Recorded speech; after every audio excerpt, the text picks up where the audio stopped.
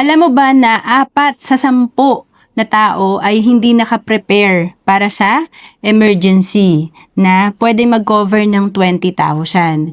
And sabi nga, bakit nga ba nababaon tayo sa utang? Kasi nga, we don't plan to fail. Hindi naman natin plano na mag-fail at maging broke, pero we just fail to plan. Kulang lang pala tayo sa plano. Kaya napaka-importante na meron tayong tinatawag na emergency fund. Ito yung laman ng savings account natin na at least 3 to 6 months ng ating income.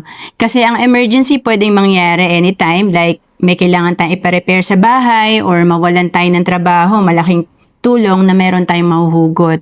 At syempre pwedeng may magkasakit sa pamilya. Paano nga ba tayo makaka-set up ng ating emergency fund? Sabi dito, nakaka-overwhelm naman kung 3 months agad ang ating iisipin. Halimbawa, kung kumikita ka ng 20,000 per month, times 3, so kailangan pala ang emergency fund mo at least nasa 60,000.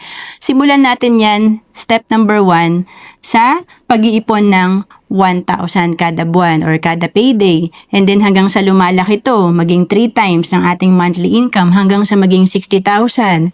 And then hanggang sa maging times 6, lalo na kung breadwinner ka at meron ka mga anak na nag-aaral. Importante, sapat ang ating emergency fund. At kapag tayo ay nakakapag-ipon na, may emergency fund na, importante rin na matuto tayo mag-invest. Kaya naman noong 2012, nagsimula ako sa Kaiser na 3-in-1 na. Sa Kaiser kasi meron ka ng investment, healthcare at life insurance. Ang Kaiser ay 7 years to pay lang, 20 years ang maturity. Kung OFW ka, pwede ka sa Kaiser. We have online application. To know more about Kaiser, message mo lang ako sa Facebook, Roan Celis Capistrano, or email me at roan.capistrano@gmail.com.